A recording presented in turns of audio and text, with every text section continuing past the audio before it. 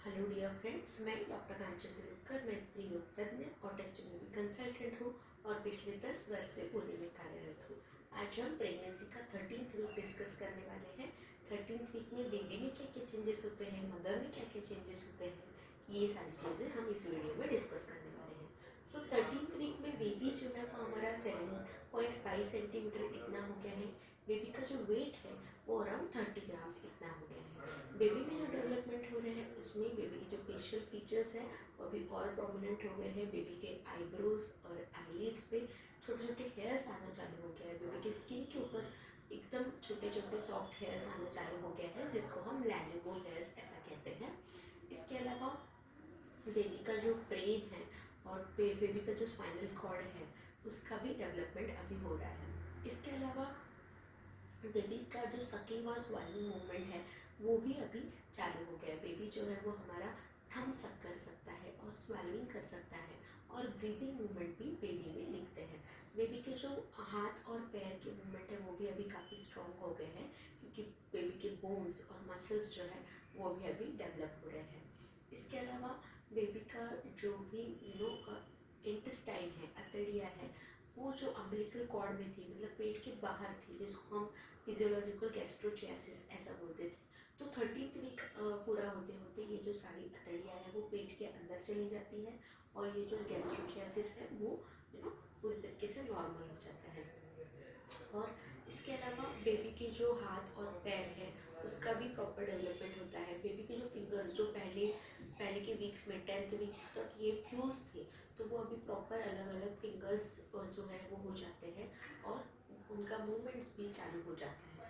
इसके अलावा बेबी के जो किडनीज़ है वो भी प्रॉपर डेवलप हो जाते हैं। किडनी में से यूरिन सीक्रेट होना चालू हो जाता है और ये यूरिन जो है वो यूरेटर में से यूरिनरी ब्लैडर में जाता है और यूरिनरी ब्लैडर में से ये यूरिन जो है वो बाहर सीक्रेट होता है और ये यूरिन ही बेबी के आजू बाजू में जो पानी है, एमनियोटिक फ्लूइड या गर्भजल, वो बनाता है। इसके अलावा बेबी के जो सेक्स ऑर्गन है वो भी डेवलप हो रहे हैं। अगर मेल बेबी है तो टेस्टिस और एक्सटर्नल सेक्स ऑर्गन्स मतलब कि स्क्रोटम और पेनिस ये डेवलप होते हैं। अगर फीमेल बेबी है तो उनमें ओवरीज डेवलप होते हैं और उसके बाद लेबिया मेजोरा, माइनोरा और क्लाइटोरिस, ये सारे सेक्स ऑर्गन्स जो है वो फीमेल बेबी में डेवलप होते हैं। ये बहुत ही इनिशियल लेवल में ये डेवलपमेंट है, लेकिन ये सारे डेवलपमेंट अभी ऑलरेडी 13 वीक्स में चालू हो गए हैं।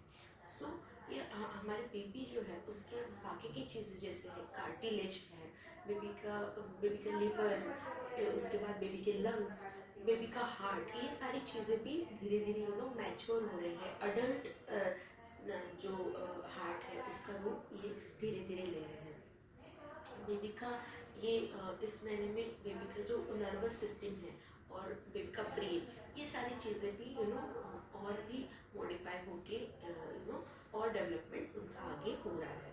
अब इसके बाद जानेंगे कि मदर में क्या क्या चेंजेस होते हैं। तो मदर में जो चेंजेस होते हैं उसमें पहले 3 महीने में जो भी प्रॉब्लम्स थे वो थोड़े अभी कम हो रहे हैं। मतलब कि मदर को जो फ्रिक्वेंसी ऑफ यूरिन था, मतलब बार बार पेशाब जाना पड़ रहा था, वो कम हो जाता है। उसके अलावा ब्रेस्ट टेंडरनेस जो था, मतलब कि स्तन जो है वो बहुत ही पेनफुल हो गए थे, तो वो भी अभी थोड़ा बहुत कम हो जाता है। इसके अलावा मदर्स में ब्लड फ्लो बढ़ जाता है। हीमोडाइल्यूशन ऑफ प्रेगनेंसी होता है। हीमोडाइल्यूशन ऑफ प्रेगनेंसी की वजह से आपको ब्लड फ्लो बढ़ जाता है हर जगह का, तो आपके चेहरे के ऊपर ग्लो आना, इसके अलावा बाकी की जो सारी ऑर्गन्स है उसमें भी ब्लड फ्लो बढ़ जाता है। कॉन्स्टिपेशन कभी कभी ज़्यादा रह सकता है और वजाइना का ब्लड फ्लो बढ़ने की वजह से कभी कभी सेक्सुअल ड्राइव जो है वो ज़्यादा रह सकता है, मतलब कि सेक्स करने की इच्छा जो है फीमेल्स में बढ़ सकती है। अब ये हो गया है ब्लड फ्लो बढ़ने की वजह से क्या क्या चेंजेस होते हैं। अब कभी कभी प्रोजेस्टेरोन हार्मोन जो है वो और भी बढ़ रहा है, तो उसकी वजह से कॉन्स्टिपेशन का तकलीफ कभी कभी रह सकता है। या फिर कभी कभी आयरन कैल्शियम के हम टैबलेट्स चालू करते हैं, तो ये आयरन कैल्शियम के टैबलेट्स में से जो आयरन टैबलेट्स हैं उसकी वजह से कॉन्स्टिपेशन का तकलीफ होना ये हो सकता है, या फिर ब्लैक स्टूल्स होना ये भी हो सकता है, टंग ब्लैक होना ये भी हो सकता है। तो अगर ऐसी तकलीफ आपको हो रही है तो आयरन के जो भी आपको सप्लीमेंट्स दिए गए हैं उसके जो भी अल्टरनेटिव अवेलेबल है, कुछ कुछ साल्ट्स ऐसे होते हैं अगर फेरस सल्फेट है तो उसके जगह पे फेरिक सल्फेट अगर हम यूज़ करते हैं तो ये सारी जो तकलीफ़ें हैं वो आपकी कम हो सकती है। तो आयरन का जो साल्ट है वो चेंज करने से भी काफ़ी सारी तकलीफ़ें जो है गैस्ट्राइटिस की तकलीफ़ या फिर कॉन्स्टिपेशन या फिर ब्लैक स्टूल्स की तकलीफ, ये सारी तकलीफ़ें आपकी कम हो सकती हैं। तो ये हो गया चेंजेस के बारे में मदर्स में। अब क्या क्या प्रिकॉशंस आपने लेने चाहिए। तो ये जो वीक होता है इसमें आपको डिहाइड्रेशन जैसा फील हो सकता है और आपका ब्लड फ्लो बढ़ रहा है, तो इसके जैसे आपने प्रॉपर हाइड्रेशन आपने 8 से 10 ग्लास पानी पीना। अगर आपको पानी इतना नहीं आप पी रहे हो तो उसकी जगह पे आप जूस ले सकते हो थोड़ा सा, या फिर आप छाछ ले सकते हो, दही ले सकते हो, तो जिसमें भी हाइड्रेशन आपको अच्छा मिले। और छाछ और दही में उसकी इसके अलावा प्रोबायोटिक्स भी रहते हैं। सो छाछ और दही लेना भी बहुत अच्छी चीज़ है, तो ये भी आप कंज्यूम कर सकते हो। इसके अलावा स्प्राउट्स में हमेशा बोलती हूँ, स्प्राउट्स जो होता है उसमें फॉलिक एसिड रहता है, प्रोटीन्स रहता है, तो आप स्प्राउट्स का भेल बना के वो भी आप कंज्यूम कर सकते हो। ये हो गया है अबाउट आप क्या क्या ले सकते हो। इसमें डॉक्टर्स आपको क्या क्या प्रिस्क्रिप्शन देते हैं, तो generally iron, calcium, protein powder भी आपको दिया जाता है। उसके अलावा आपको इकोस्प्रिन टैबलेट, प्रोजेस्ट्रॉन मेडिसिन ये भी दिया जा सकता है। अगर आपको प्रीवियसली प्री टर्म डिलीवरी की हिस्ट्री है तो आपको एक सर्वाइकल एनसेफेलाइटिस हम लोग एडवाइस करते हैं। अगर 12th वीक तक आपने एंटी स्कैन नहीं कराया है तो अभी आप ज़रूर एंटी स्कैन, नकल ट्रांसल्यूसेंसी स्कैन वो ज़रूर कराइए, और उसके साथ आप डबल मार्कर या NIPT ये टेस्ट ज़रूर कराइए। इसमें हमें पता चलेगा कि बेबी में कुछ क्रोमोसोमल प्रॉब्लम तो नहीं है, बेबी का जो डेवलपमेंट है वो प्रॉपर हुआ है कि नहीं, बेबी का स्कल डेवलपमेंट, बेबी का स्पाइन डेवलपमेंट, स्पाइन में कुछ डिफेक्ट तो नहीं है, या फिर स्पाइन के ऊपर का जो स्किन है उसमें कुछ डिफेक्ट नहीं है ना, ये सारी चीज़ें हमें इसमें पता चलेगी। बेबी के बाकी के जो ऑर्गन्स हैं वो प्रॉपरली बने हैं कि नहीं, ये भी हमें इस स्कैन में पता चलता है। तो ये जो स्कैन होता है जो 11 to 14 वीक्स में हम करने को बोलते हैं, जिसे हम एंटी स्कैन बोलते हैं, ये बहुत ही इम्पोर्टेंट स्कैन है, ये आपने ज़रूर करवाना चाहिए। और उसके साथ एक क्रोमोसोमल एबनॉर्मलिटीज़ देखने के लिए एक टेस्ट होती है, एक तो डबल मार्कर टेस्ट या प्रेफरेबली NIPT टेस्ट आपने ज़रूर करानी चाहिए। इसके अलावा आपने रूटीन ब्लड टेस्ट भी कराने चाहिए, जिसमें आपका हीमोग्लोबिन लेवल हम लोग देखते हैं, आपका शुगर लेवल हम लोग देखते हैं, आपका थायराइड लेवल, यूरिन आपका चेक करते हैं।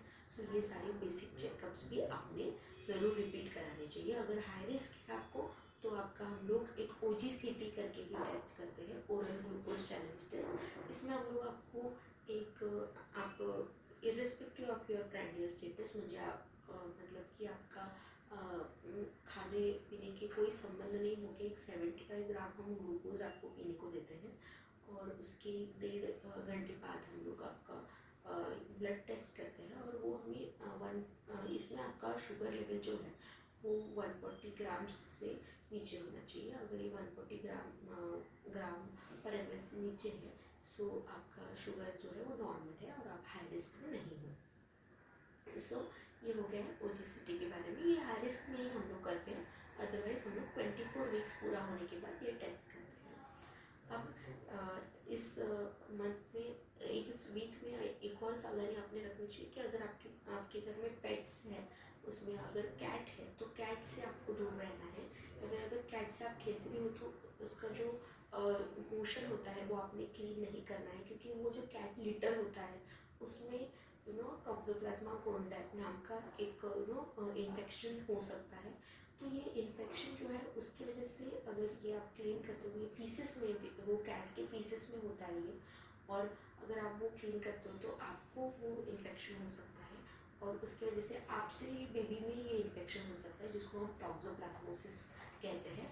तो ये टॉक्सोप्लाज्मोसिस जो है वो आपसे बेबी को ट्रांसफर हो सकता है। और इसके अलावा अगर कोई चिकन पॉक्स या रूबेला से संक्रमित है आपके आजू बाजू में, तो उनसे भी आपको दूर रहना है, क्योंकि ये चिकन पॉक्स और रूबेला जो है वो उनसे आप में आ सकता है और आपसे बेबी में जा सकता है, जिससे कि बेबी को फिटल वायरसेला सिंड्रोम या फिर रूबेला की वजह से कंजेनिटल रूबेला सिंड्रोम जो है वो बेबी को हो सकता है, और उसकी वजह से बेबी में डेवलपमेंटल डिफेक्ट मतलब पैदाइशी डिफेक्ट जो है वो हो सकती है, क्योंकि अभी बेबी हमारा फॉर्म हो रहा है और इस वक्त कुछ इन्फेक्शंस अगर हमारे बेबी को हो गए तो वो ये इन्फेक्शंस जो है वो बेबी के बनावट में प्रॉब्लम कर सकते हैं। तो ये सारी चीज़ें भी हमें ध्यान में रखनी है। कैट्स के लिटर से दूर रहना है, और कोई भी इन्फेक्टेड व्यक्ति है वायरसेला या फिर चिकन पॉक्स से कोई इन्फेक्टेड व्यक्ति है उनसे भी हमें दूर रहना है। इसके अलावा एडिक्शन से हमें दूर रहना है। कोई भी अमाउंट का अल्कोहल जो है वो आपके लिए सेहतमंद नहीं है। Whether it is a single glass of wine also it is not healthy for you. और एक्टिव और पैसिव स्मोकिंग दोनों भी आपके लिए और आपके बेबी के लिए डेलेटेरियस है।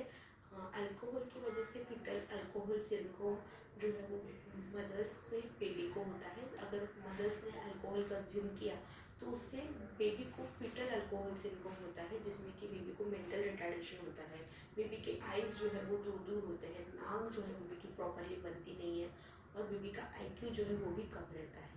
सो ये सारी जो चीज़ें हैं वो फीटल अल्कोहल सिंड्रोम से होती है। सो इसलिए अल्कोहल से आपको प्रेगनेंसी में बिल्कुल दूर रहना है। Any type of addictions, drugs, marijuana या फिर टबैको चिविंग ऑल्सो, ये सारी एडिक्शन से आपको दूर रहना है। बहुत बार ऐसा बोलते हैं कि स्मोकिंग नहीं है पर टबैको चिविंग से कुछ नहीं होगा, पर टबैको चिविंग अगेन उससे एक्सपोजर जो है वो निकोटीन से एक्सपोजर हो रहा है आपको, तो उससे आपको दूर रहना है। फॉलिक एसिड सप्लीमेंटेशन आपको ज़रूर लेते रहना है। प्रोटीन रिच डाइट, कार्बोहाइड्रेट जो है उससे थोड़ा सा शिफ्ट होकर आपने प्रोटीन रिच डाइट अगर लेते हैं आप, अगर आप वेजिटेरियन हो तो veg protein in the form of paneer, legumes और पल्सेस लीजिए। अगर आप नॉन वेजिटेरियन हो तो एग्स, मीट, ये सारी चीज़ें लीजिए। बस इसमें आपको ये ध्यान में रखना है कि अनपैस्चराइज डेयरी प्रोडक्ट आपको नहीं लेने हैं। उसके अलावा आपने अनकुक्ड मीट नहीं लेना है। अनकुक्ड मीट जो है उसमें कभी कभी इन्फेक्शियस ऑर्गेनिजम्स रह सकते हैं, और हाई मर्क्यूरी जिसमें है ऐसे फिश आपने नहीं कंज्यूम करना है। जनरली सैल्मन फिश ऐसा बोला गया है कि उसमें हाई मर्क्यूरी रहता है, तो वो आपने नहीं कंज्यूम करना है। इसके अलावा जैसे मैंने बोला अनपास्चराइज डेयरी प्रोडक्ट्स जो है उसमें कभी कभी कोई इन्फेक्शंस के ऑर्गेनिजम्स पोलन्स रह सकते हैं, सो वो आपने नहीं कंज्यूम करना है। तो ये सारी चीज़ें जो है वो आपने ध्यान रखना है।